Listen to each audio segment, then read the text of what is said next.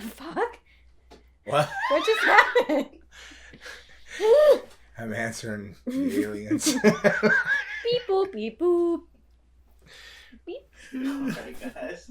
Oh, Raymond's excited. Okay. Ready? Yep. Want some, get some, bad enough, take some. All right, in this Matchbox Money 2020, episode 20, we're FANGIN N BANGIN with Gangrel and Kid Cadet. Hello and welcome and good morning, good afternoon, and whatever. Good night. What is this, the Truman Show? Is that what you're putting Is that where he lives in the show the whole time? Yeah. He's in a bubble. Or how about Ed TV? I enjoyed it. Ed TV was sad, kind of. Yeah, it was. So... I'm a big Woody Harrelson fan. Ed TV. So I hope everybody's had an amazing week and everything. And I guess an amazing week. I don't know what else to say to that, but I hope everything was peaceful and prosperity and all that other kind of stuff. So how was your weekend, Kid Cadet? It was good. It was a good weekend. I was in Minneapolis for a convention. Cities. Yes. And I went to the Mall of America, which I'd never been to before. And I sent you a picture because there was a mini golf course based on Bigfoot. So Is that what you sent? That was the golf course. I didn't Yeah. listen. Now I'm gonna ask you this. I'm gonna put you on the spot because Minneapolis, the Twin Cities. Mm-hmm. I'm a huge Prince fan. So did you go to did you see the Prince store in the airport? No, but They have a Prince store in the airport. I did not see that, unfortunately. It's a dope store. It's really, really, really super, super cool. And they have really, really cool stuff and guitars and music. Well, now I have to go back. Gotta go. But I did see one of the places he performed. It was right by First my half. hotel. Yep. Yeah. Yeah. So I walked by that, which was, it's such a beautiful, walkable city. Not that I had so much time, but I did make sure to see the building. No, you didn't. No, I'm going to. Oh, go ahead. All right. Favorite Prince song? Okay. I'm going to go with, oh God, this is such a weird one. It's a weird one. Don't say it. What? Sing it. You want me to sing it? I want you to sing it. Okay. So, I guess my favorite. I know you had a long weekend, and I know you've been traveling, okay. and you had a traumatic flight, and we heard that somebody had to be resuscitated on your flight. Yeah. And we want to send positive vibes out and prayers to their family and themselves and all that too. We'll get there, but on to it. No. Okay, here we go. She wore a raspberry beret, the kind you find in a second-hand store. I don't know. I can't do that. I love that. What was the line in there when she wore something close to nothing? Yeah, that's a good one. What's your favorite? Sing it. I can't. I never meant to cause you any trouble. I never meant to cause you any pain. So good. His songs. And Raymond, your Purple favorite? Rain. I'm a Purple Rain guy. Although I like Darling Nikki. I love Darling Nikki. She took me to her castle and I couldn't believe my eyes. Yes. She had so many devices, everything that money could buy. Something like that. Yeah. Said, sign your name on the dotted line. Raymond, the lights went out. Nikki started the grind. Ow! Nikki! Yeah. Yeah, and very good. Foo Fighters do a cover of that. Yeah? Yeah. It's very They sure good do. cover. It's a good song, you know? So yeah, tribute to Prince, love Prince, Tom Petty, passed away but Twin Cities, Minnesota, Prince, Purple Rain. There we go. And I had really good panels, which I enjoyed very much. And but I'm happy to be home. So, what about you? Awesome. Update. Unfortunately, for the first time in 34 years, I've had WWE when I broke my neck pull me off the road and everything, obviously, but for the first time in 34 years, I had to cancel bookings. And I want to apologize to everybody in the Indianapolis area, Indiana, and stuff like that for the three shows and a signing that I had to miss this weekend. Due to the fact my back has not gotten any better, so I am waiting on get an epidural, it's like some kind of shot in the spine or something there, and hopefully it can get me back on track. But it was a weekend. I have not. I've never. I didn't think I was invincible. I didn't think I was superhuman, and maybe sometimes I believed I was really a vampire, but I'm learning I'm not really a vampire. It's depressing because I'm human and I feel human pain and I'm feeling human emotion because I was very depressed and more than the pain, I guess depression has set in because I never canceled the show. So I haven't slept in a bed in over Gosh, since last episode and then before that, however long this, I've been on the couch. I have to sit in a chair to sleep in a chair. Like I'm perfect sitting in these chairs now, and then they put me on some new pain medicines and different things. So if I see him out there, and that's probably the only reason I attempted to sing Purple Rain at all, is because beautiful. Because I'm not feeling myself on these medicines. Although I probably won't keep taking them because it is not helping the situation. So, No. But I had to try it. I had to try to see if I could ease it up. But it's just I've said it. I think I said it last time in episode 19. I wrestled for a week on the road with a broken neck and like pushed on and through this one. I don't know. It's got me out. I have like L3, L4, and L5, but you can't even see anything between. Where L3, is that L4. in your back? The lower back, Okay, the last, so it's like your the lower very, back, very right. bottom. And then there's the S, so it's like the very, very bottom. And I guess one nerve is totally pinched off. Like my leg is numb all the way down through here. So I don't want to say it's a dead leg. I still have strength in it and everything. So that's the positive. I think it just can't get the inflammation down. I did steroid packs, this and this and that. So an epidural is the next step. Just waiting on my insurance to improve it. If not, I may just float to cash myself because I got to get back on the road. I mean, it's bombing and depressing because my favorite month, and then I don't like to wear myself on a shirt, but this is the most Halloween-y shirt I had. You know, like, so you can go fnbgangrel.com and swoop up some of these. New designs up there too. And there's some new designs. Yep. Not sure what Raymond was thinking when he described me coming out of a pumpkin, but it's cool. Whatever, man, you might like it. I like the gangrel with the fangs and stuff like that. Yeah. But that was cool because it's clean, it's black and white. But what the heck? Oh, so it's the Halloween season. It's my busy season in wrestling. You know, I'm blessed to work all the time and every weekend. But like, I had 19 shows this month, and like, so now technically I don't have 19 because 3 or 4 of them I canceled. 3 shows and a signing, and so I'm super bummed. I'm supposed to be in Philadelphia for Hybrid Wrestling this weekend. Well, it's not in Philly. It's going to be at the Showboat in Atlantic City. And I'm really bummed because I've been looking forward to wrestling Mance Warner, the Mancer. You know what I'm talking about, man? Mm-hmm. Super bummed because I've been looking forward to this match. And then from there, I'm supposed to go to El Paso on Saturday, El Paso, Texas. I think I was going to work with Frank Stone down there, another great guy. I don't know if you probably know Frank. He was a local guy for a while. I think so, yeah. Really great gentleman. It's his promotion down there. I believe that I'll make both these shows, but I'm not sure that I'll make it in a wrestling capacity. Although the wrestling, the landing on my back and all that actually feels good. It's the getting up from landing on my back, but what I fear and what the biggest problem is the transporting, the walking from gate to gate in the airports, because it's a 3-step bend over, stretch and cry. 3 steps, bend over, stretch and cry.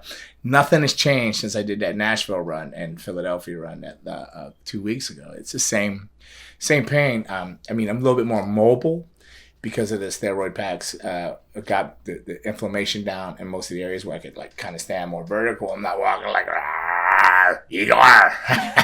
eating cockroaches and serving Dracula, you know. But I'm still walking kind of goofy. But well, I'm gonna take my vitamins and say my prayers and keep pushing forward. But I'm just super bummed because it's the Halloween season, and I love the month of October. I love fall, and I love going around the world, and I just feel like I'm letting all the fans down and the people that want to come see. And I'm super bummed. So I apologize to anybody or anything that I've like let down last weekend. And and this show's airing now over the weekend. So hopefully I've made it out to see you this weekend. But I'm sorry if it's not in a wrestling capacity. But I thank you for all your I've had a lot of people write me, so I must have talked about it on the last podcast a little bit, because I've had a lot of people write me and send me some well wishes and stuff like that. So thank you, all of you, and I appreciate it. Or they follow me on my Facebook, because I checked into the ortho place the one day.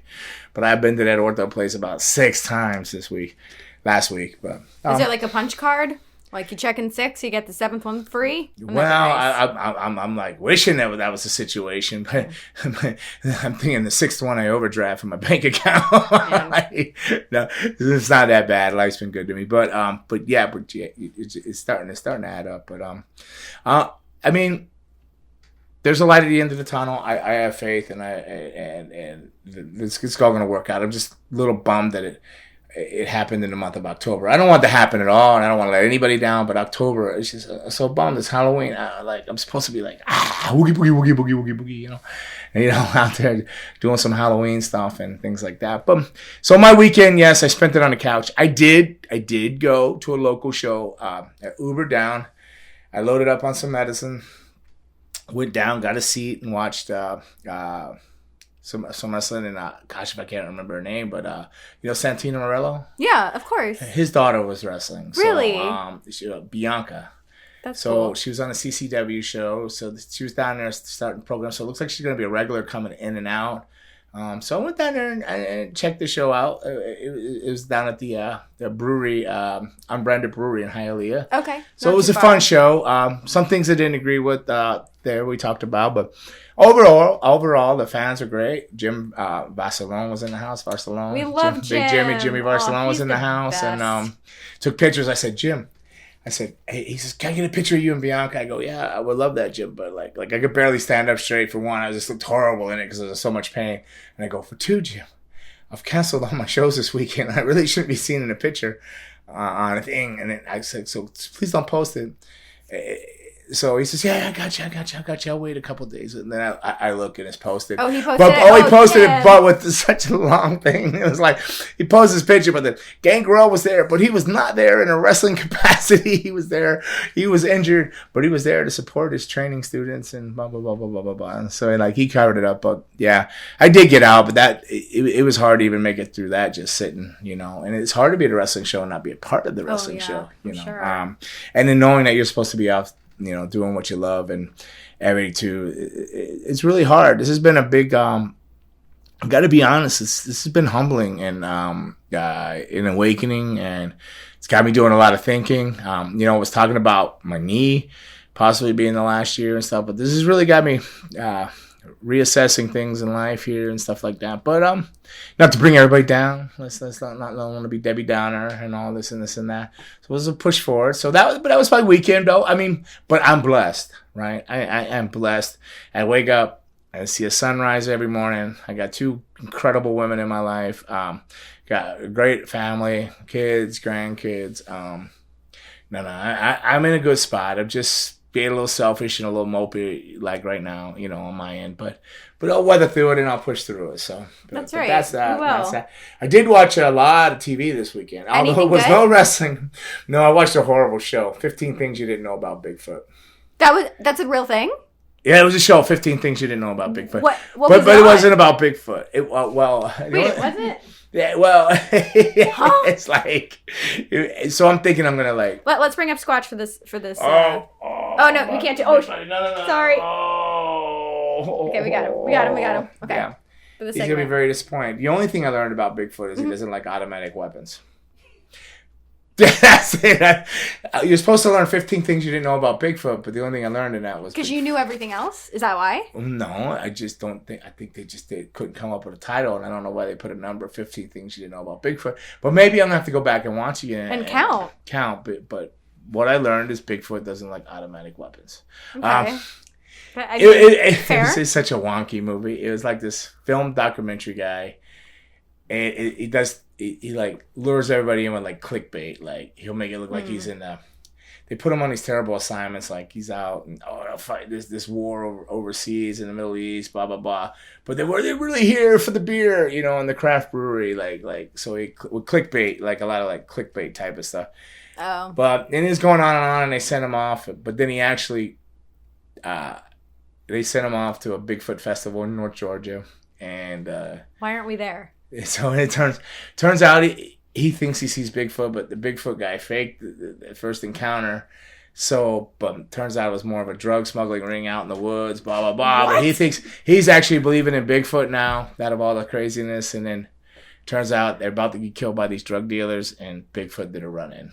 He did a run-in. Bigfoot made a save. Oh, good for Bigfoot. And the only thing they kept saying is Bigfoot doesn't like automatic weapons, because that's when the shooting happened. Bigfoot came and he saved everybody because he didn't like that. Well, thank you, Bigfoot. Yeah, so Bigfoot doesn't like automatic weapons. That's what I learned this week. We learned something. Yes, and he's prominent in North Georgia, where they apparently have a big fentanyl ring. How does he feel about fentanyl? Squatch? Well, he didn't shut the fentanyl down all that time. It was apparently there. Bigfoot was getting heat for all these attacks, but they were the drug dealers. But apparently he's okay with fentanyl. Okay. He's just not okay when he started firing automatic weapons. Fentanyl good, automatic weapons bad. Oh, well, I guess we learned other things about Bigfoot. They tried to explain, how, like, of course, things we knew already, how Bigfoot communicates by hitting the trees with sticks, like click, click, click. He's a drummer. He's a percussionist. Yeah. And then how Bigfoot would like lean branches against the tree to leave other signals for Bigfoots. That's how they communicate. So I guess there's cute. 3 things, but we I've already kind of heard all that before too. Bigfoot for I guess maybe they covered 15 things, but the only thing that stood out to me is Bigfoot doesn't like automatic weapons. Got it. Noted. Yeah. Signed, sealed, delivered. Please don't tell Bigfoot I have a carry permit. What? What? Shh, God. It is Florida. Can I I just remembered something. Drinking my coffee backwards. You should probably not. Man, maybe I should have been tested before I did this show. I was gonna say, I know. Doesn't drinking things backward help get rid of hiccups? Oh, no, maybe. Other myth, I don't know. I don't know, but so it's going. Scaring somebody. You woke me up. Randomly, this has nothing to do with anything, but did you, and I'm sorry to bring it up, but did you see Dog the Bounty Hunter is looking for Brian Landry? Oh, I did hear that he wanted to do it and people were knocking it and then other people said, hey, at least there's one more person looking for the guy or something like that. He showed up at the family's house and they called the cops on him. He's trying. Is he trying or is he trying to stay relevant? Both, right. I want to think it's both, that he's at least attempting to find Brian, because they did. He is like a real bounty hunter, right? Yeah, legitimate. And then Beth, rest in peace. But it seemed like she did all the work. Did she? It seemed like she was the boss when I watched. I glanced at the show a few times and I don't know. I'm sorry, I'm not a big dog guy. So we've learned. But I just wanted to bring it up just because I saw it in the news. So should we do what the guy? Or let me ask you this. Yeah. I know this is a wrestling show and this messing up. Think you did it? Oh, Brian? Yeah. I mean, her death was it was ruled a homicide. And he was the last one with her. They were on a trip. Plus, they were also so much weird footage. The police were called because they were fighting, and he physically abused her, or hit her, or something, right? Yes, and then I've literally watched I love true crime.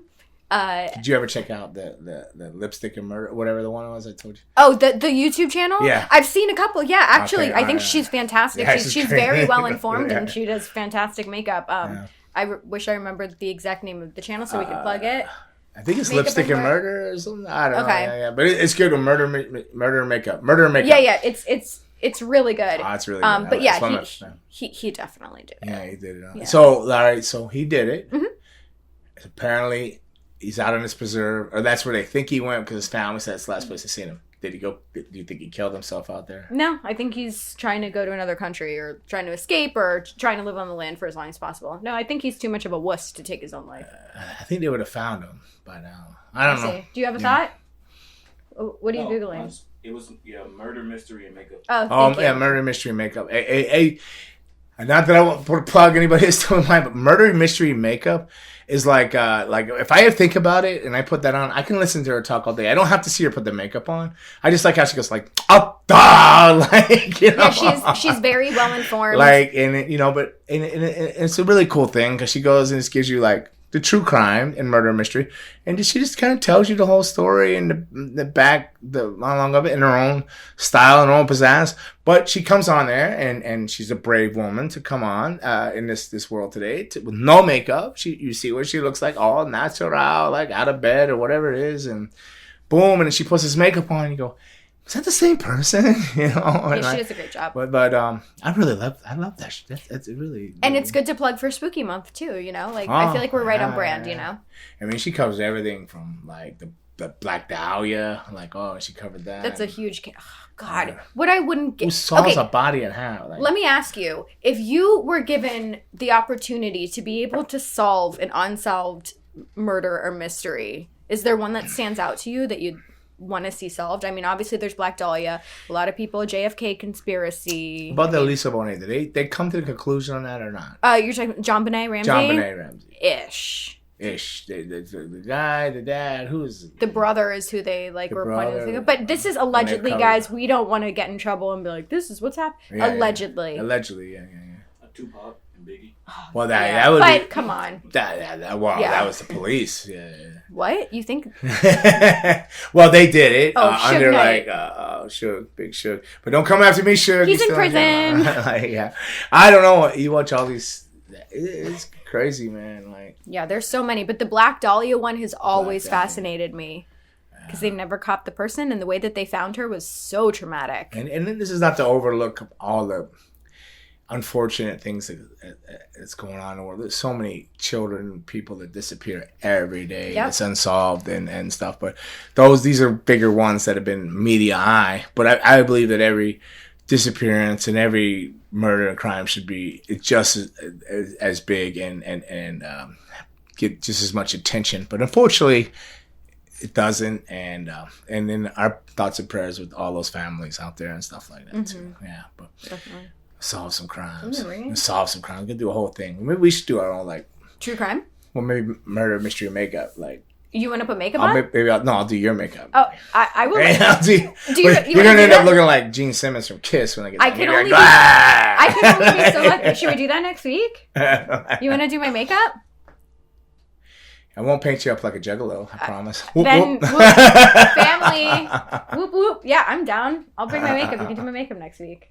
All right. So what is next? So new segment? Should we do the new segment? Oh, no, Raymond and his damn segments. How can he come in here and go, I got a new segment like 2 minutes before we start, like, and we're like, what? Because he's putting us on the spot, and I didn't get to see much wrestling, but this morning, 6 a.m.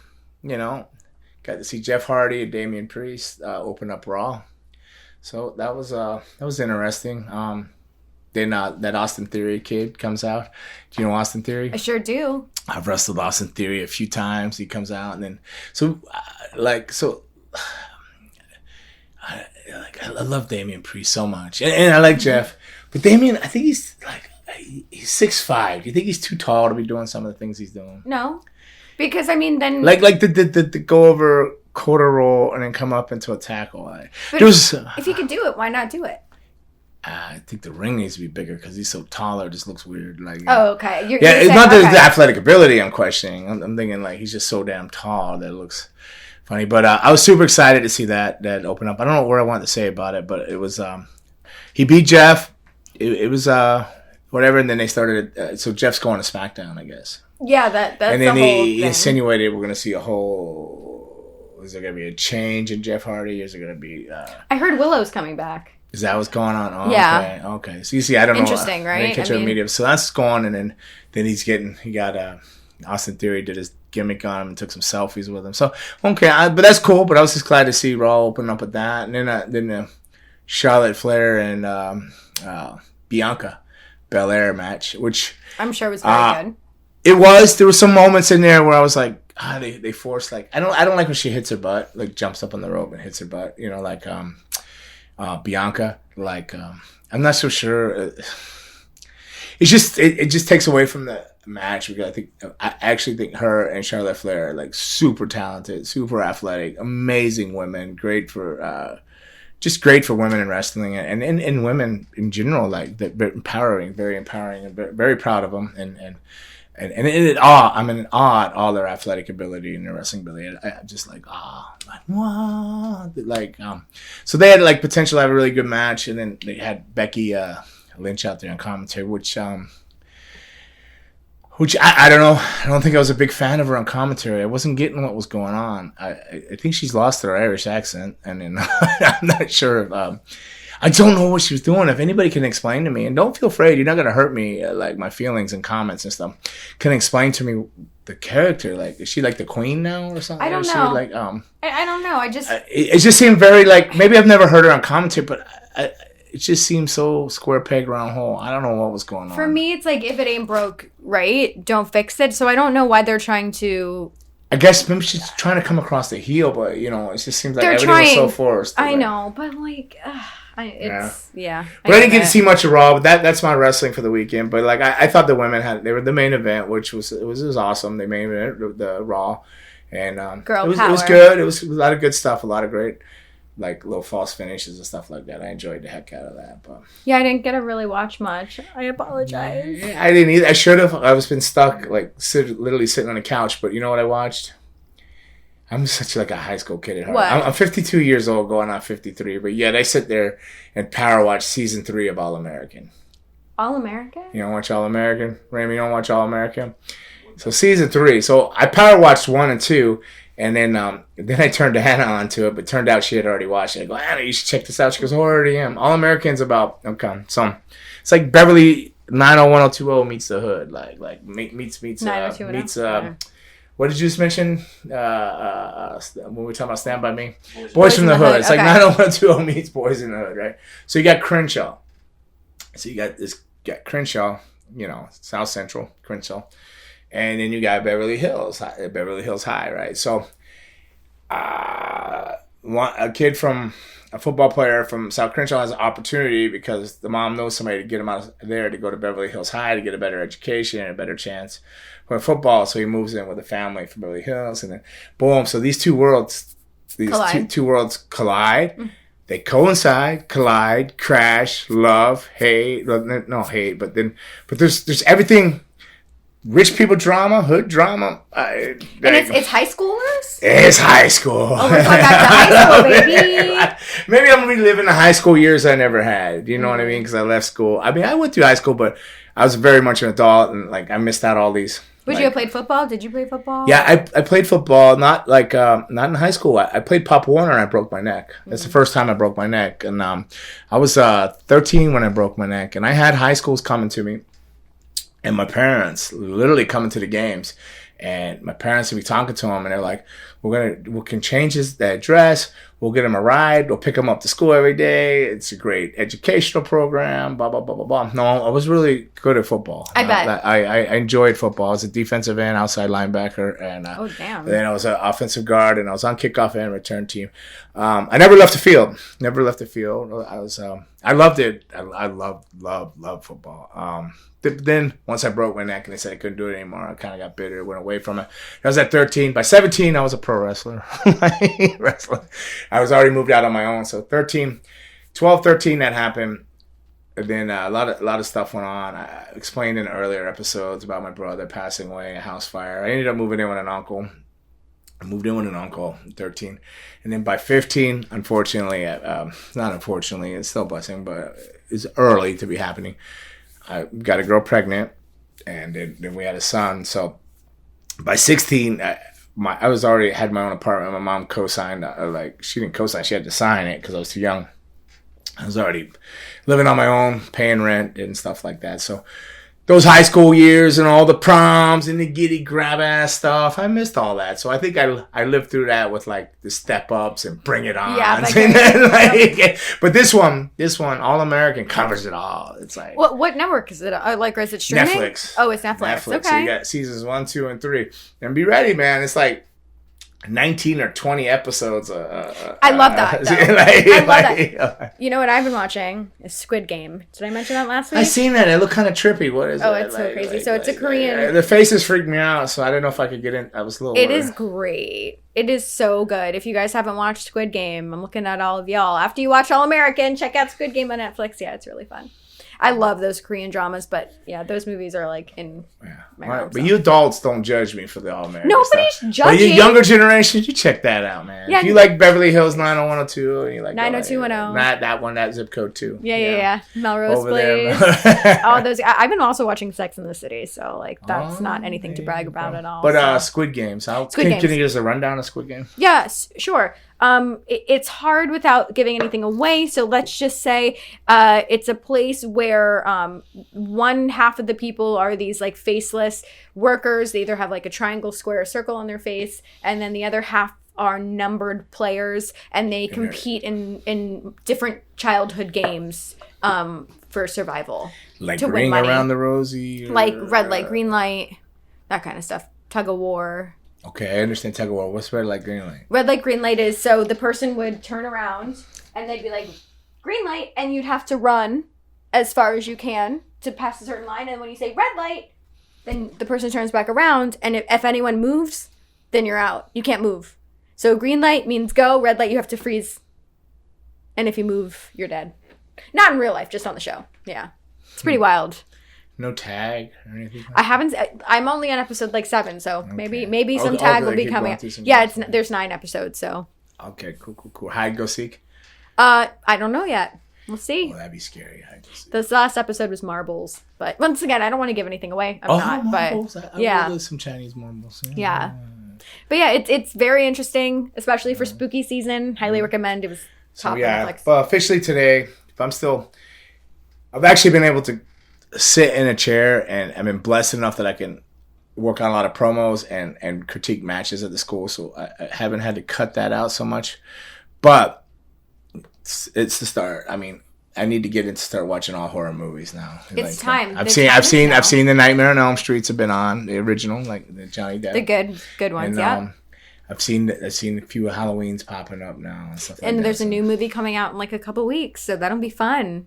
And what's that? Halloween Lives. Oh, Halloween Lives. Oh, I'll have to check that out. Yeah, I'm excited. And I know it's not horror, but What? I watched this thing called New Mutants.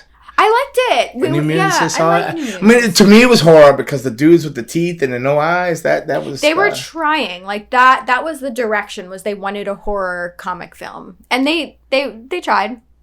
They tried. I thought it was watchable. You know what? Everything Rotten Tomatoes craps on I like. So then again, I put ketchup on stuff. So On what?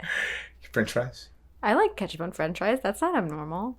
No, I'm just saying that. Okay. No, I thought you were going to be like, I put ketchup on my toast. And I was going to say, what are you talking about? I was confused.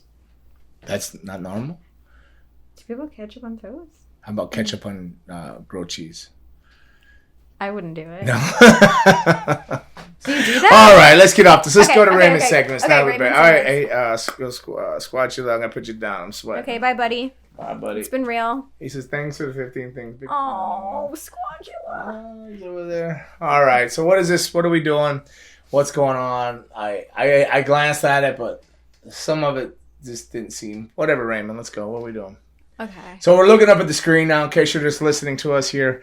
So those of you watching us on YouTube, hello. How are you? Hello. And you can see the screen.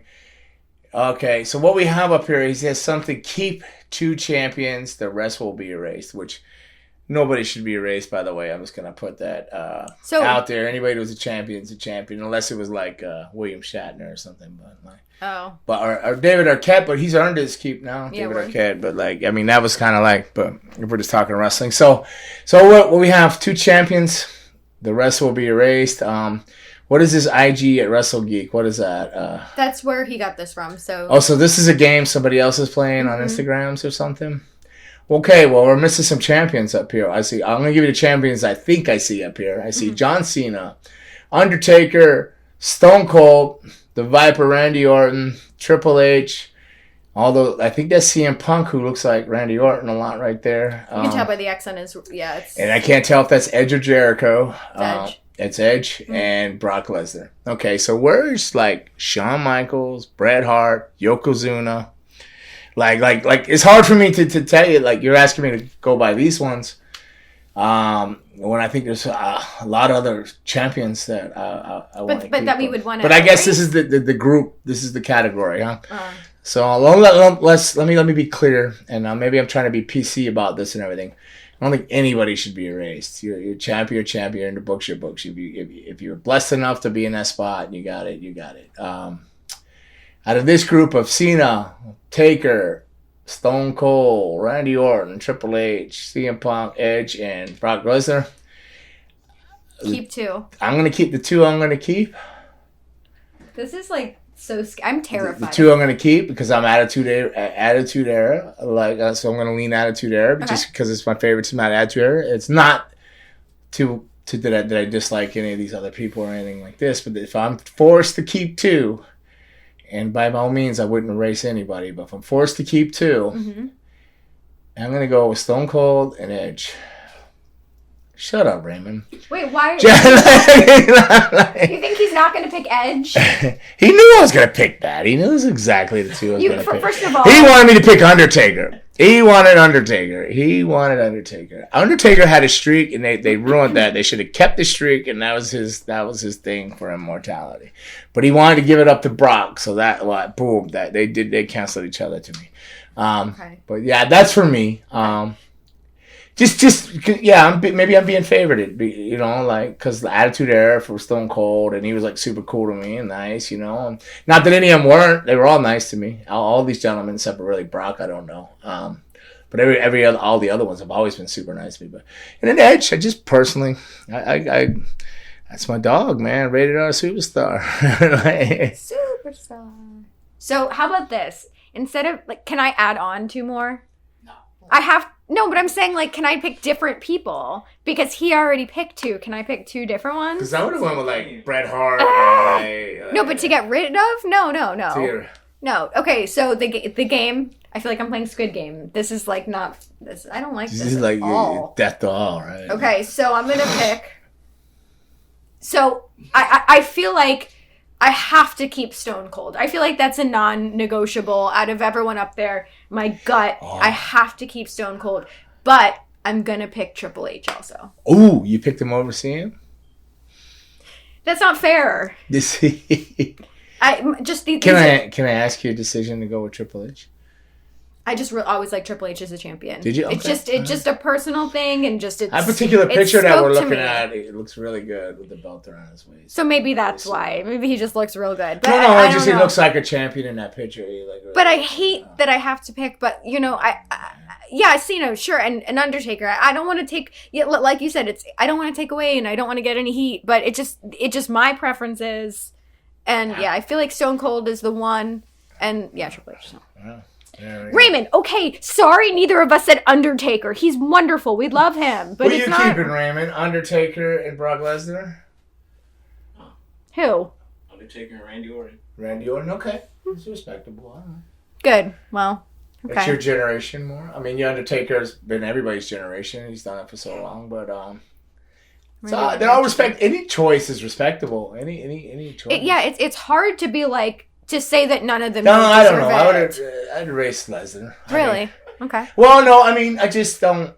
He's just a big guy. I think because it's the newest. I'm gonna stick with but he is athletic, man. Anybody can go out. Speaking of Minnesota, this guy is a beast. He played college football or something. He wrestled. Yeah. But then he wrestled WWE and then just said, hey, I'm going to go back and try out for a pro football team. And he made the practice squad. That's a crazy feat. That's just a beast of a human being. Yeah. But I don't know. And I never seen Cena have a bad match. But no, I was going with Stone Cold and Edge. Maybe that's just because I'm not fanboying. I guess it's more personal connections. And exactly. That's what we can base it on. We don't have to base it on science or I get rid of this thing, right? Next. What's why the you other gotta one? give me anxiety at 9 a.m. I know. And I told him I wasn't answering it, but I did. For you, Raymond. Yeah. Oh, whoa. What the heck is this? More Brock Lesnar. Ooh, yeah, right? Fiend Okay. in. I'm surprised Undertaker. Explain to me what we're looking at. What are we doing? What is this? All right. I think I got it. Okay. So you got... All right. So you got to... Is the team that goes over? Who would you win out of these? Okay. All right. So everybody that's just listening to this on Spotify and again, everybody that's watching on YouTube, thank you. You can see the board up here. He's asking us, and this is again from IG at wrestling_geek. I guess this is something off Instagram. He's trying to get us to participate and cross promote, I suppose. He's asking which team would you pick? So there's 3 teams up there, trios, right? So there's a supernatural team of The Fiend, Demon Balor, Finn Balor, Demon Balor, Malachi Black, or what's he called there? Yeah, that's Malachi right. Black. And then you got Daniel Bryan, Kenny Omega, and Adam Cole, who looks a lot like Jackal from CCW. Wow, they really do look alike. So nevertheless, hold on. Jackal? So all right, so far, The Fiend, Balor, Malachi, then you got Daniel Bryan, Kenny Omega, and Adam Cole. Baby. And then you got that's the team technicians. Mm-hmm. So Team Powerhouse is Brock Lesnar, Roman Reigns, and Drew McIntyre. I'm sorry, I keep calling him Galloway. It's okay. So Drew McIntyre. So you got to pick one of these teams. To do what, though? My question is... Go over? My question is to the IG at Wrestle_Geek. Where are the Freebirds? I mean, I guess you're trying to keep this current, I suppose. But where's the Brood? Where's the Brood? Where's the Freebirds? Because if you're telling me team, so I'm like, where's the Bootios? As much as I don't want the Bootios in the house, where's the Bootios? But I guess these are our choices: Team Supernatural, Team Powerhouse, and Team Technicians. I believe. So okay, wait. So it's all of them are wrestling together. So it's in. Are they all in the match at one time, or are we just picking who? Triple threat match. So all three of these teams are in the ring working at one time. Okay. I have my answer. I feel confident all right, you go about first. Ladies first. I'm gonna go Technicians. Okay. I'm gonna go Technicians purely based on Daniel Bryan. He will overcome all the evil and all the power. Mm-hmm. It's a lot of evil and a lot of power to overcome. Yeah, but that's a lot of technical. I don't know. You think he's gonna dazzle him with some vegan dust? Here's my compost toilet. Hula! I don't know. Green powder. Maybe it's wishful drinking, but I'm going Technicians. Okay. I think it's all a very interesting matchup.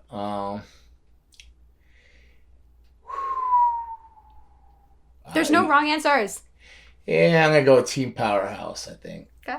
Team Powerhouse. I mean, just like all right. So, in my mind, think real, but it's like so. If I gotta believe this was real, and they're going in there, and I was a real wrestling fan, and how a wrestling fan should be, is like I'm gonna believe who I want to believe is really gonna win. So I'm gonna take myself back to the 8-year-old Gangrel, little David Heath, 8-year-old, watching Florida Championship Wrestling and believing all the magic, buying into everything. I'm gonna go with Team Powerhouse. Okay. Just because that's what I just believe nobody could take them off their feet except for, well, I mean, not that the Fiend and Malachi are small, but Galloway, I've wrestled McIntyre. I've wrestled them, and I know how naturally strong the guy is. I wrestled Daniel Bryan Daniels, whatever name he's under this week. So I've seen Rotundo, the Fiend, Finn Balor. I've seen him. I know him. I've seen Lesnar. I don't know him. I've had many conversations with Roman Reigns. So the fan is a little kid in me. If I was believing this was real, and there was no fairy dust in it, I'm gonna go with Team Powerhouse. Raymond? Team Powerhouse. Yeah, Team Powerhouse. Okay.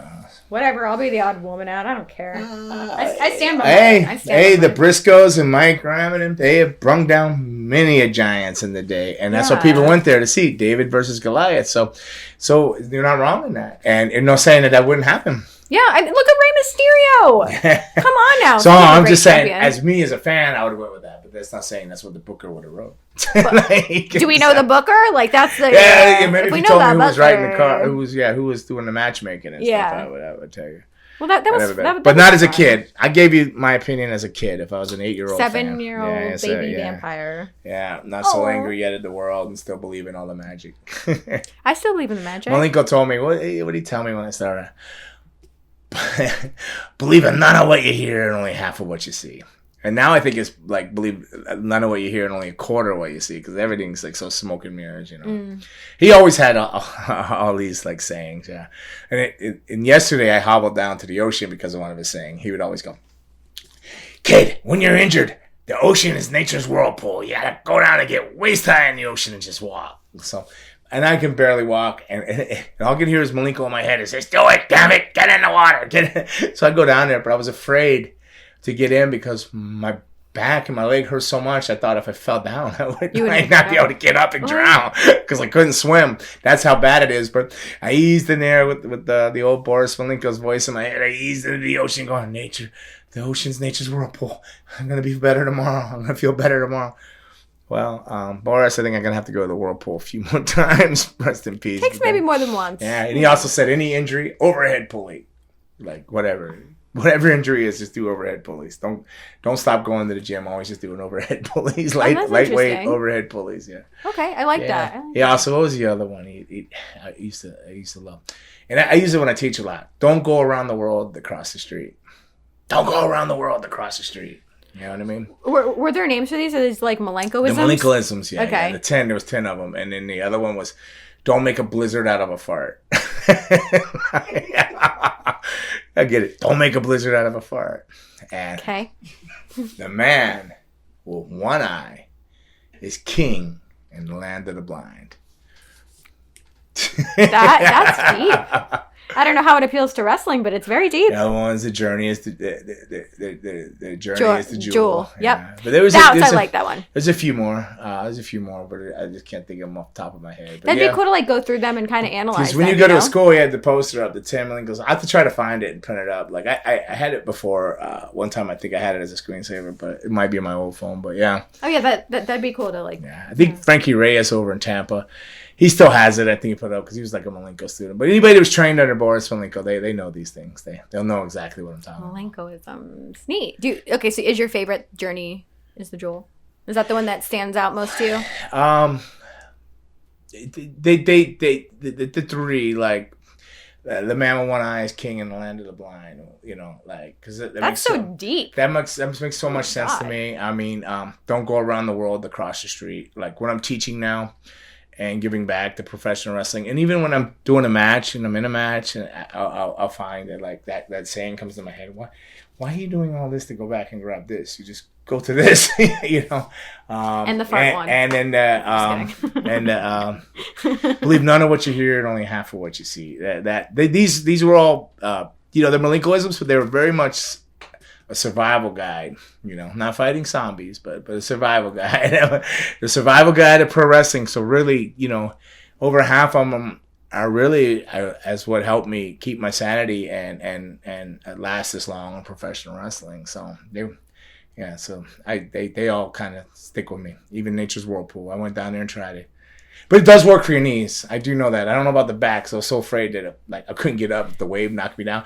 But I look out of my window in the morning. I'm blessed because I live on the 21st floor. So I wake up and I try to see if there's any white caps or how calm the ocean is. And usually I would walk down or ride my bicycle down. I'm so crippled. So I go down in my truck and then I park. But then I got down there and I go, oh, wait a minute. It's a little choppy here. It's calm out. You know, it was a little calmer out further. But had to make it through the breaks, you know, to get to the calmer part. But I was really scared, but I was that desperate. I was like thinking like, you know, if it happens, it happens. I got to get in the water and try to ease this up. But, you know, my knees felt better when I got out of the water. My back, not necessarily, but that's not good. But I got a little color on my face, tan pyre. There you go. So after being locked down on the couch and ridden to a house and I haven't trained in like 13 days.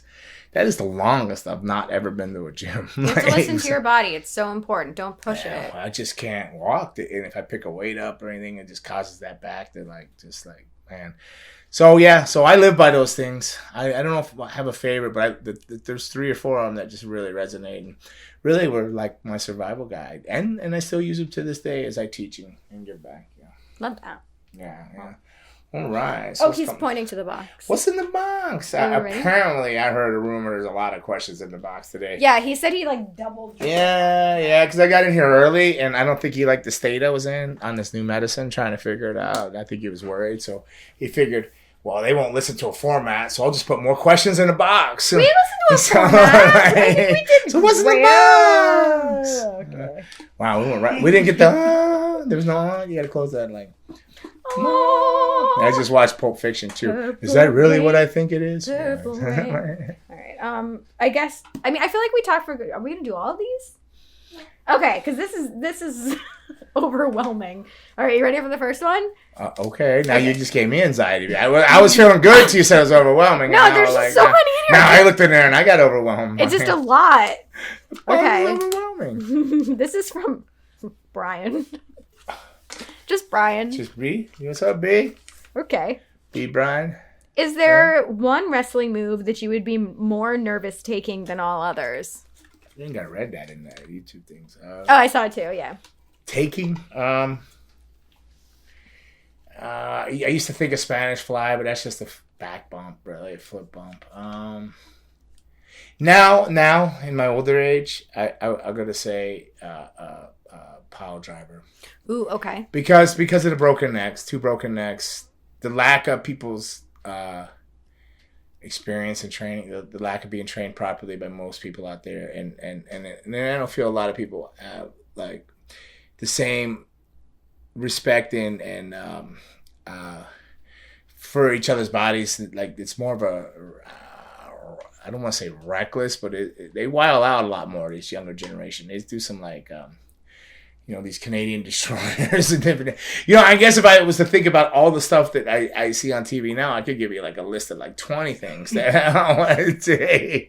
But myself in the ring of things I have taken, I'd probably have to go like tombstone power or a power driver, stuff power driver. See, like the things that scare me from a skinny dude. If it was a big old thick Samoan leg guy, then not. Then good. If the Samoans are it, thumbs up. Well, what about the ones that scare me are ones like you said that people get injured from not taking it properly. So I always think about the Styles Clash. Is that what it's called? If you don't tuck your chin properly, right. You're gonna hurt yourself. No, you gotta open up. Don't tuck the chin, which is like I guess something inherently. It's against your natural instinct because everything you're taught is to do that. Right. To tuck your chin. Yeah. What about like a Frankensteiner? No. How's that? Easy? That one's easy? Easy? Yeah, I still take those. Even when my back wasn't hurting, I still take those in class when I'm training and stuff and all that. Yeah, it's just a toll. That's just a roll. That's just a nice, easy quarter roll or forward roll out of it. Either. More of a quarter roll. Yeah. All right. This next question is from John M. John M. What's up, buddy? And they want to know if you have any stories about Jim Cornette. Jim Cornette. Yeah. I don't have a lot of stories about Jim Cornette, but like one of my I've had some of my earliest experiences and encounters. My encounters with Jim Cornette were early in my career, I should say. So when I first started training, there was these like super fans called Jeff Bowdrum, who was a clerk of the clerks down here, and a couple other people, my old partner Tom. They were all kind of friends, and then like Jim Cornette, like he was like friends with them somehow. So one of my early experiences, I've gone to a lunch with him, like, because when he tells this thing, he goes, "Yeah, I know Dave when he was still a mark and he wasn't wrestling," but like, I never correct him and say, "Well, I was wrestling by then, Jim," but I'm not gonna correct him. But yeah, that's when I first met him. But then in my ring experiences, the first thing with him was I used to go to Georgia Championship Wrestling. So it was on I believe it was called Techwood Drive or Peachtree Street, but it was the old studio, the old Georgia Championship Wrestling studio. Mm-hmm. So there's no so I would literally do a show on Friday night here in South Florida, do another show Saturday, an independent show like in Tampa, but I wouldn't get a hotel room, and then I would pick a couple other guys up, and then we'd drive up and sleep in the parking lot to do TV, because TV was in the morning on a Sunday morning out there. And they wouldn't have a bathroom or anything in the studio. It was just like they had a bathroom, but there was no showers or anything. So, you'd sleep in your car. You'd come in, try not to smell, run, brush your teeth real quick, and wash your armpits, and, do that. Woo, West Texas, rest in peace, Bobby Duncan shower. And Bobby Duncan Jr. there. Oh, God, I miss that guy. But we get in there and you'd shower up, and then you'd wait, to wrestle. And I'll always sit there, and you never knew who you would get. Like at that time, they had Samoan SWAT team, which I'm dear friends with them both now, but they were like I looked at them as like just murderous assassins back then, because they had these pineapples, the SSTs, and then they would just like bust a pineapple on your head. And later I learned, sometimes when I watch that pineapple get busted on somebody's head, I'd be like, that pineapple didn't break very well, because like I learned later that if Samu didn't like you, would leave the pineapple like kind of frozen, they wouldn't cut it like when they hit you. So they like really clock you with that pineapple. And then you had the Road Warriors, who I never drew the SST back then, but I drew the Road Warriors a lot. I was like, oh, and so the Road Warriors was the Road Warriors back then. It was kind of rough, but it wasn't bad. But it was like, you'd be like, oh, damn, you get the Road Warriors. But then, and I drew them a lot, I'd get the Midnight Express. I'm like, oh, thank you. Oh. It was like the heavens opened up. Getting Beautiful Bobby, baby. Beautiful Bobby. And it was actually, I think, Stan Lane at the time when I drew him the first time. But Bobby Eaton's just always going to stand out to me. And Jim Cornette. So So we get them. It's the first time we're working at the Georgia Championship Studios, and like so I get out there. We're doing a match. It's kind of a long match for a little TV match, but they throw me out there, and Jim Cornette, he rips his jacket off and he puts his tennis racket down, and then I take like a punch from Jim Cornette in the back bump. But that's like my first in-ring experience with Jim Cornette. I ended up taking a punch from him and taking a bump on the floor and stuff like that. But I've always had like super pleasant experiences. He was very knowledgeable about wrestling and stuff like that, and very helpful to me when I was younger. But, Good. I love to hear that. Yeah.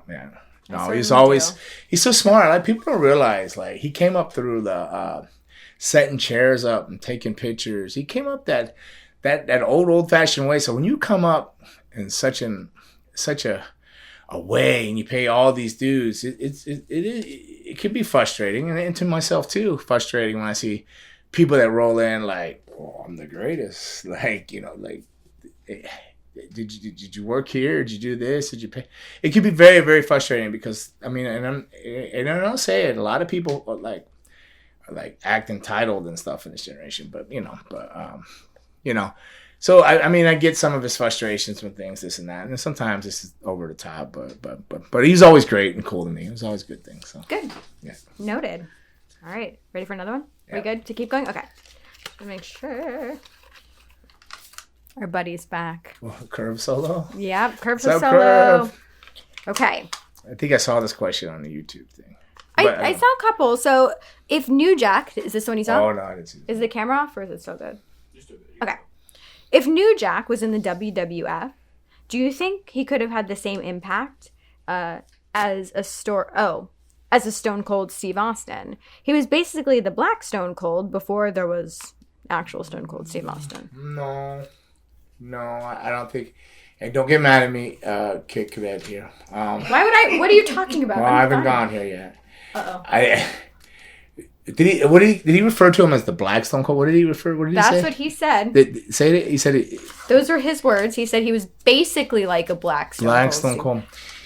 Well, I don't want to put a color on anything, but I would put him more in the Cactus Jack type of range, like an angry Mankind, where Mankind was like a tortured, so pulling his hair out and very tortured, but very physical with his actions and self-destruction of his own body to do whatever means to win a match, whatever to get to the end to the match to get the victory. I would put him more in the path of a Mankind type of thing. Yeah, not Stone Cold.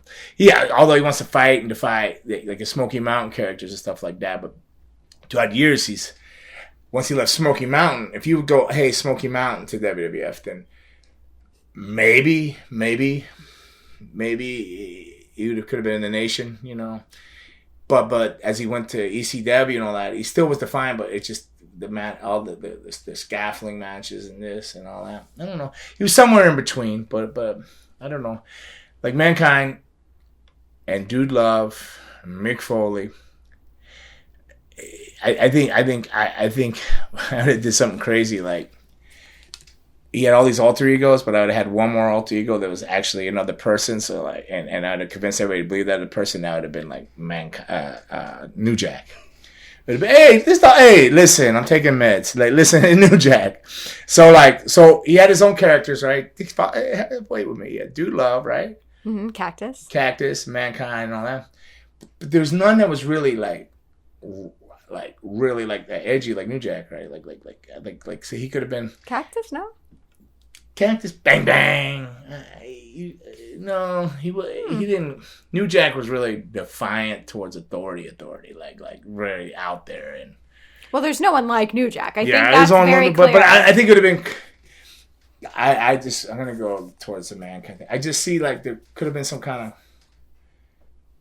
He has all these other alter egos, but then there's an actual physical another person that's like an alter ego, but it's just New Jack. Okay. I know I sound crazy, but in my mind, it makes sense out there, people. That's cool. I have left Kid Cadet and Raymond heavily confused, and probably all of you. But in my mind, I'm seeing what I'm seeing, and I'm picturing what I'm picturing, and it's working for me. Great. I mean, you're basically just saying you don't agree with the theory that the Black Stone Cold. No, I'm saying that's no. You're allowed to disagree with what they said. You said no. No. Okay, perfect. All right, ready for the next one? Yes, ma'am. Okay. Oh, Kid Cadet, that's me, and Gangrel, that's you. What's your favorite vampire movie? And also, P.S. Gangrel, thanks for being my favorite vampire wrestler. This is from Josh Bulldog 3611. What's up, Josh Bulldog 3611?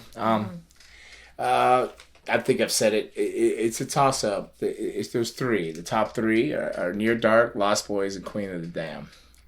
All great. And yours? What We Do in the Shadows. Well, and you've said that before too. Yep. But Lost Boys too. Like if we're going classic, it's the Lost Boys. Didn't you tell me? Wasn't it you that told me they're doing a remake of that?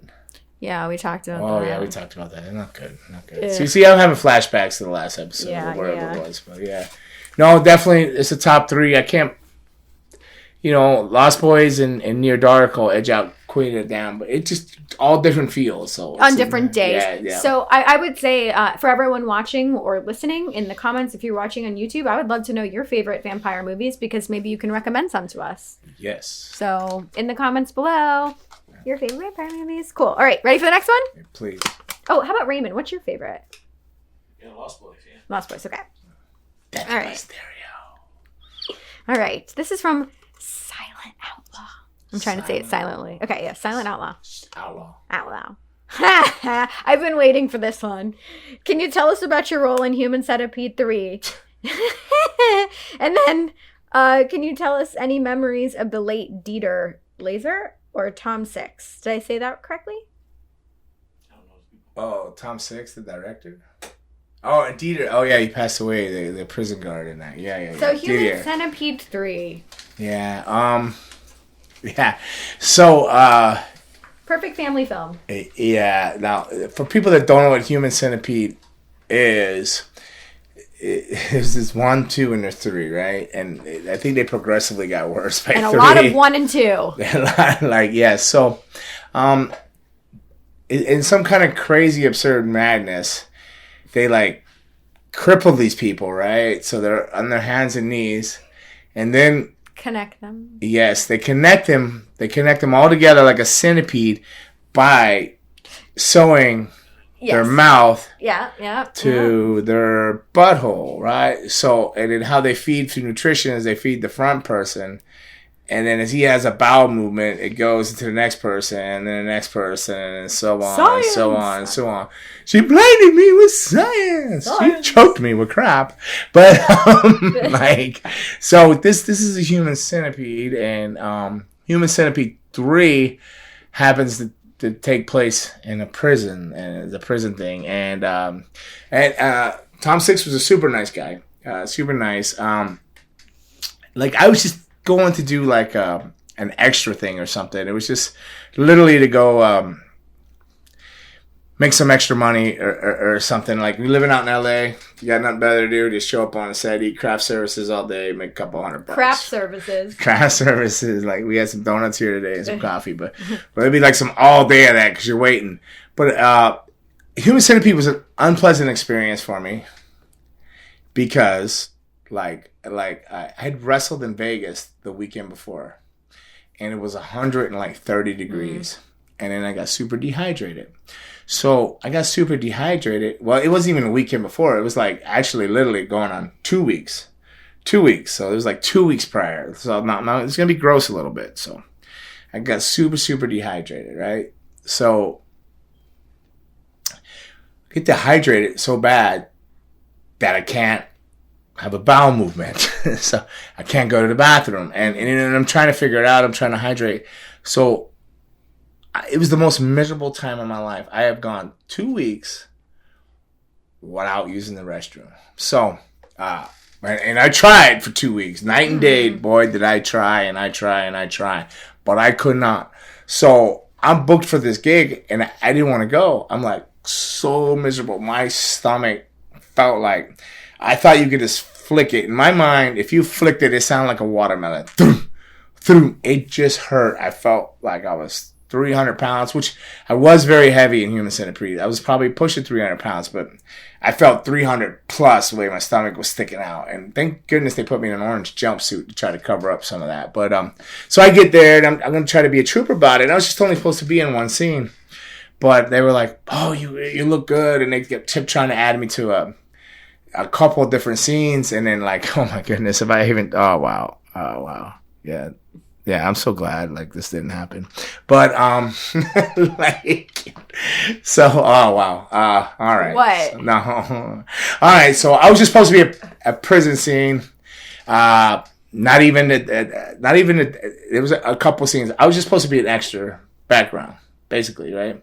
And then they're like, "Oh, we like your look so much." So then they take me in and they put me in another scene where the prison guard, the guy is having a nightmare, and Rob Terry, whatever the main prisoner is, first of all, my character. Let me get to where my character was in this mouth to ass thing. So, they kept adding me. Like literally, I was just supposed to be a background, and then I ended up shooting 3 different scenes that I was not even supposed to be in. So like, and I was miserable when I tried to leave. So I was so miserable. This is how bad I was so miserable. They come up and go, "Hey, it was 6. They want you to take your earrings out." I said, "I'm going home."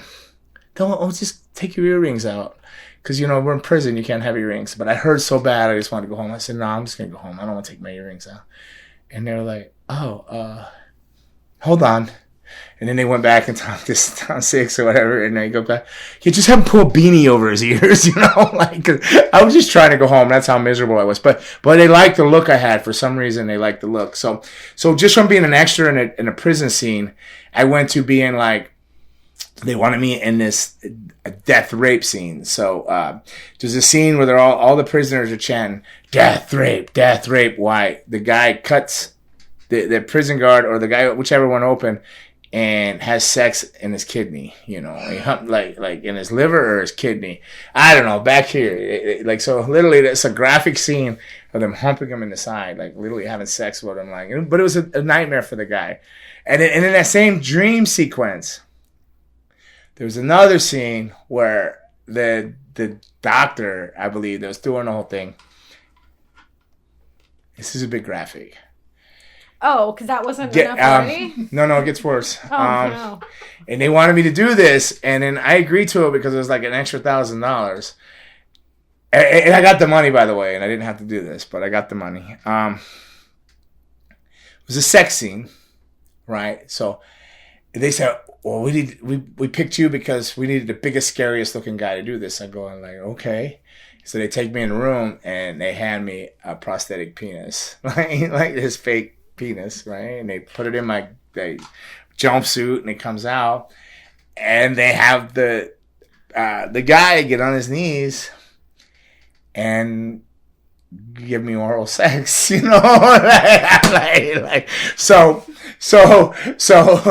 they get down on my knees, and I got this, and it's a fake penis and everything. It's not real, but the guy's down and he's like, oh, and they're like.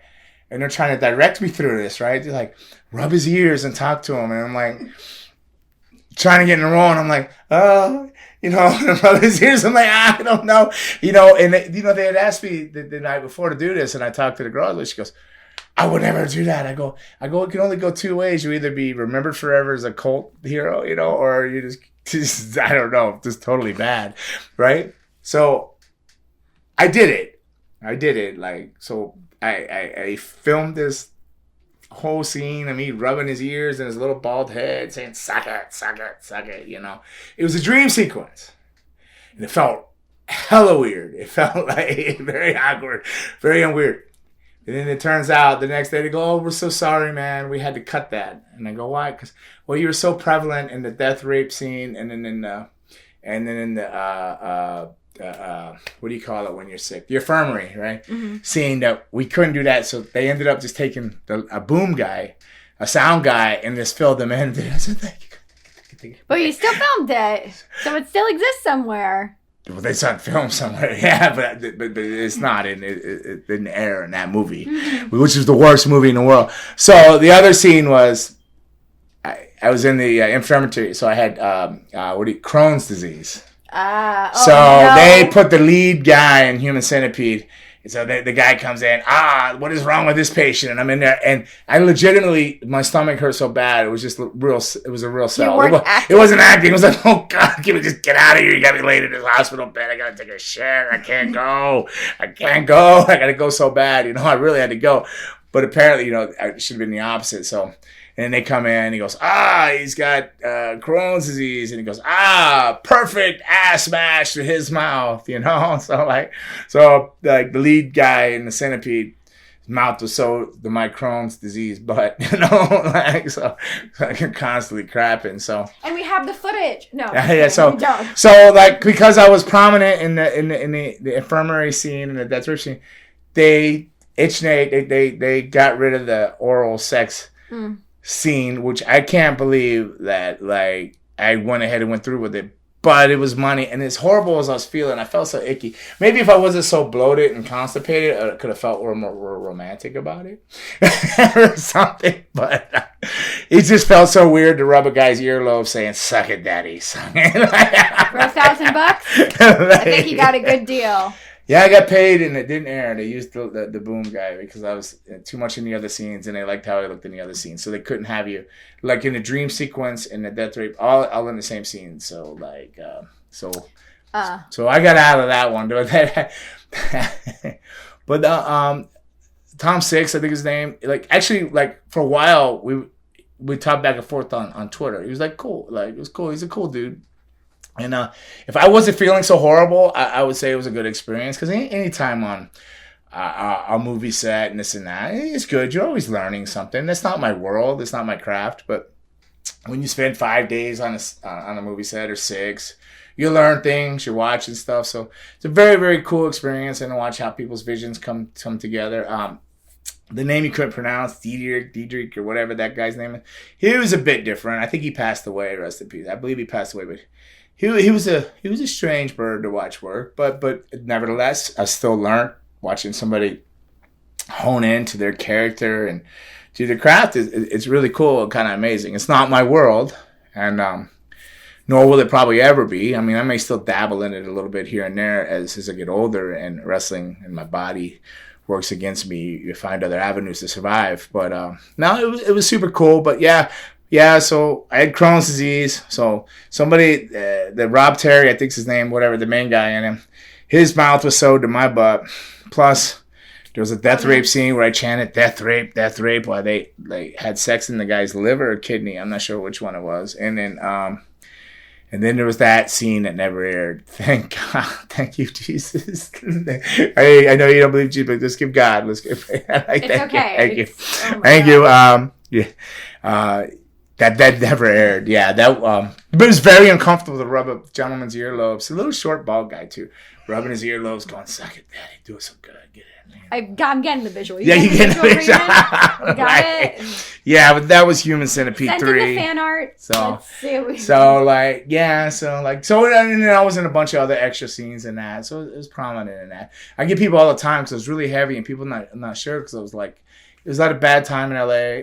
Besides having that issue, about it, but I was just actually overweight and in a very bad place in life and in my head. So wasn't living a good lifestyle. So I looked like I belonged in that orange jumpsuit. I was probably one step away from ending up in that orange jumpsuit until I brung my happy ass back to Florida, got my life together with my family and everything else. And then here I sit today with you. And here we sit. I'm not rubbing anybody's earlobes anymore. Picturing this? Nope, not at all. You want me to paint it out? I was leaned against a cafeteria table in a cafeteria. He's down on his knees and he had a few little hairs on his head. It just felt so weird to rub a dude's head in his earlobes, telling him and then I don't know. I wondered, was I too good at that? I was wondering. Wow. You all right? Are you okay? Yep. I'm fantastic. I'm gonna have to watch the movie again because I've That's seen not in the movie though. No, not that scene. But I've seen them. I don't know why I watched them, but I did. The third one's rough. The first one was the first one is listen, guys. If you are gonna watch them, my suggestion is watch them by yourself. You think I should go around and get some 8x10s up from that movie and go to the horror conventions and like play off of that? Like, I was in Human Centipede 3. If like here's the deleted scene. I would say 100%. If you do like start doing conventions again, you need to have at least a scene from that as an 8x10. Yeah, totally. Because there's one where they fired a gun off in the prison cafeteria, and I'm like, that's the shot. A lot of people pull that up. I see that on the internet. Like, Gangrel, is this you? Like. And then there's the when I was in the infirmary and like strapped down, crapping myself. Yeah. Oh, lovely. Which I really wished I was crapping myself because I was so constipated. For like, well, that's a horrible experience that way. But I guess it could. It was whatever. Let's let it go. Let's get out of here. Okay. Move on. Sorry, I closed the box. And I don't you should close the box. You should put that back in the box and close the box. That shit never came out of the box. Do we want to do one more? What do we have time for? We can do one more. We can do one more. Okay. Well, as long as there's another Human Centipede 3. It might be. Yeah. Okay. This is nothing to do with Human Centipede 3. Thank you. This is from Yesenia. Hello, Yesenia. How's Yesenia Muffin Nunez. doing? Is Muffin the dog? She has a dog, Muffin. She has a lot of family members. One of them's just getting over COVID, yeah. Okay. So positive vibes and prayers. But hello, Yesenia. Thank you for this question that has nothing to do with organs or anything like that. Her question is, Gangrel and Kid Cadet, what was your favorite 80s song to listen to? It certainly isn't Aha, because TC Reed is ruining that for me. You haven't heard it Take enough? On Me. Yeah. You go. Okay. So I'm going to have to probably go something spooky. I feel like I'm going to go, because it's the time. Does Thriller count? This is the 80s? It's a song, right? Yeah. Okay. Only I can listen to it a lot. I can listen to it every year. There's so many. I mean, like literally, I'm just thinking spooky season. She Blinded Me with Science is a good one. She Blinded Me with Science. Thomas Dolby. That's great. She's got the look, Roxette. Honeymoon Suite. So many. There's a lot. I mean, then I can go Motley Crue too, but yeah. Yeah, I can go rock and roll all day long, but I'm gonna go the Breakfast Club. Simple Minds. Yeah, Simple Minds. Okay. Yeah. What's the name of it? Don't You Forget About Me. Don't You Forget About Me. That's a choice. Yeah. Very good choice. Very very good choice. Very good movie too. Raymond. It's one in there about. Well, do you have a song? Oh no, I don't. He's like, what's the 80s? I'm born to 2000. You don't have an 80s song? Oh. Yeah, it's Bruce Springsteen's guy. He's a Girl Is Mine. Michael Jackson. Okay, so Paul McCartney. I thought you were gonna go Careless Whisper, a little walking. Or that was the 90s actually. Careless Whisper was 90, wasn't it? I don't know. But Walking on Sunshine. That's a good. On Sunshine. Katrina and the Waves. It's gonna feel good. All right now. Okay, there's one more you wanted me to read? It was one. He asked it like at least 10 times. It's about. You covered it briefly. It's about. Let me find it. And Viscera, the 2004 comeback. Do you want to get into that? Yeah, I commented Okay. that. Okay. Let me find it. Goodness, Raymond is messing with the box system. Oh, Raymond didn't like the lottery or the pick of the questions because we've overlooked somebody's question. We'll save some. Okay. We've apparently overlooked a gentleman's question that's been asked multiple times, and here it is. there might have been a reason that Kid Cadet's magic fingers did not pull it out of that box because it's a question that maybe shouldn't be asked. So, what is this question? Okay, this is from at WWF Attitude TV. Attitude TV. Yes. Okay. They want you to talk about your return with Viscera on SmackDown in 2004 and your help to JBL against The Undertaker in your handicap match with Viscera against The Undertaker. We lost. Cool. We covered it? What do you want to talk about? So they come in. There's a lot of stuff going on that night. So not much to talk about. It was just a handicap match against Undertaker.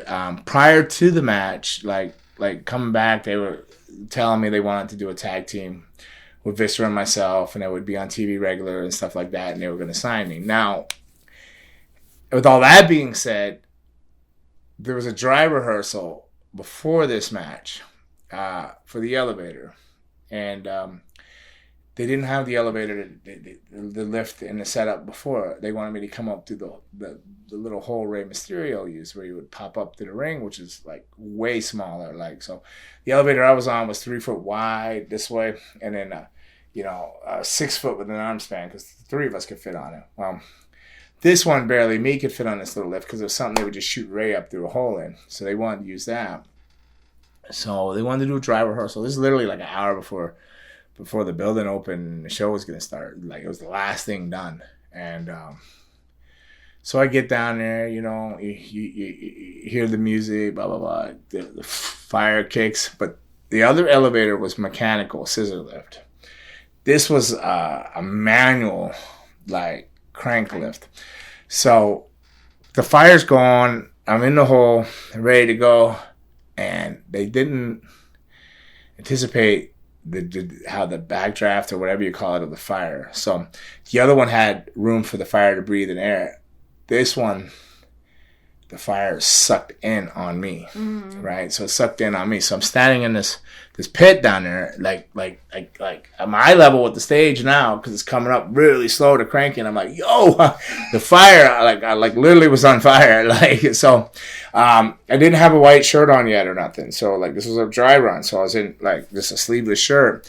And I looked down and I seen my skin just bubbling off my arm, because the flames are just flowing in. So literally, like, you can see me, my hands by my wrist. I'm holding like skin from my shoulder down to my wrist in my hand. Like, I'm like, oh, it like just bubbled off, like the skin bubbled off. So all of a sudden I got like superhuman, like jumping powers. You might have thought I was Spider-Man or something away. I leaped out of there because I leaped up. They weren't coming. I'm telling the guys, like, hey man, I'm on fire. So I leaped up out of the hole, and like my skin was just hanging off my arm, right? So I go back and they're like, oh, they're making a big deal. And I said, just cut it with the scissors. And they cut the skin. I couldn't feel it anyways at this point.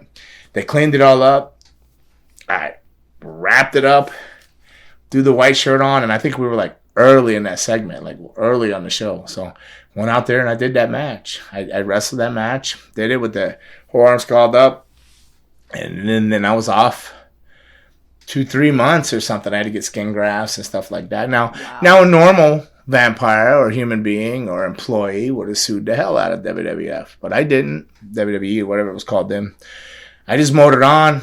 I had a contract, which they let me go 6 months later, 8 months later. They never used me on TV with Viscera or anything else, which was kind of like disheartening, a little bit depressing. Because I'm like, what did I do? Everybody's like, you should have sued him. You should have sued him. And then, I had time to come back, and you have a certain amount of time to be able to do something. But I didn't, because it was disfigurement. If you can't see in here, but if we were in certain light, you would see that them 2 different colors through there. Like, especially if I don't tan outside a lot, when my skin's back to its natural. Do they help pay for it at least? Yeah, they paid for the grafts, and yeah, I was under contract. They had just told me they were signing me, like. And a lot of people said, oh, you only got signed because you got burned. But like, they had literally told me before this that they were signing us and we were going to be a tag team. So, you can hear all that hearsay. People like to say what they want to say or whatever. But, but I'm not a kind of person that would sue somebody. But I heard like the whole, like the people deal with pyro got let go over that because they just didn't anticipate the flames sucking in that small hole and stuff like that. So.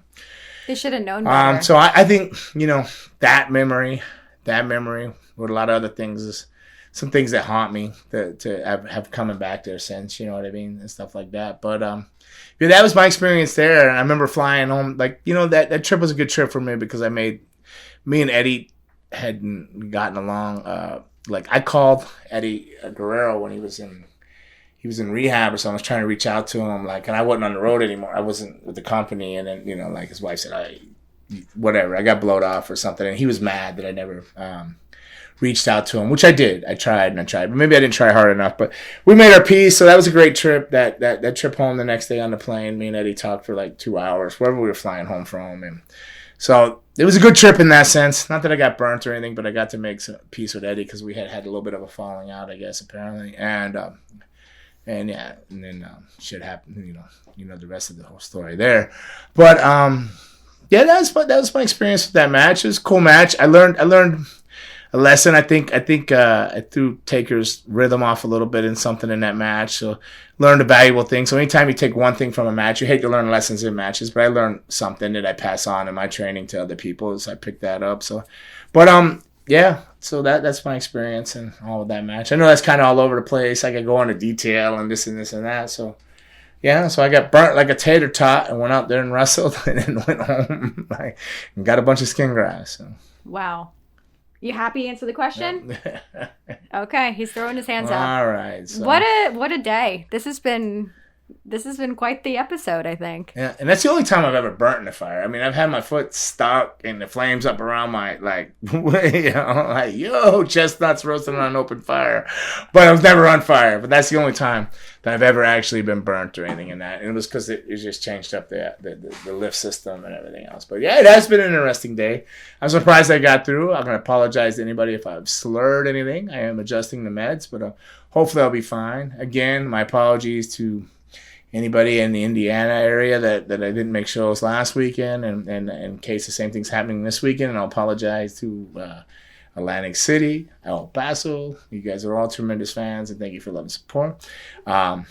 We covered Prince, Twin Cities, some of your stuff that went on there. Yes. Human Centipede 3 in very much yeah. detail. Human Centipede 3, Ass to Mouth. Yes. We played 2 new games. Yes, whatever that was. Not a big fan of that, Raymond, but thank you. Yeah. Next time, put champions up there. I would actually pick like my champions. I'm seeing Alice Cooper on Sunday. I was gonna say I just heard he was in town, and somebody else is opening up for Alice Cooper. Who was Ace? Ace Frehley's opening up for Alice Cooper. Oh, I bet I should call Andrew and see if I can get some. He's friends with AC. Yeah. It's Sunday if you're in town. Sunday. Well, no, I'll be in. Well, I'll probably if my body's willing and able, I'll be traveling back from El Paso. Yeah. I don't want to miss any more shows, but that would be really cool though. Well, we're sending you all of our healing prayers. Everyone that's listening, watching, send them to our friend Gangrel over here for a speedy recovery. Thank you. And you too, positive day. And to all of you out there, keep pushing, stay positive, one step, one breath, one moment at a time. Don't rush it. Just keep pushing and keep moving forward. And this is episode 20 of FANGIN N BANGIN with Gangrel and Kid Cadet. Thank you. Want some? Get some. Bad enough. Take some. Bye, guys.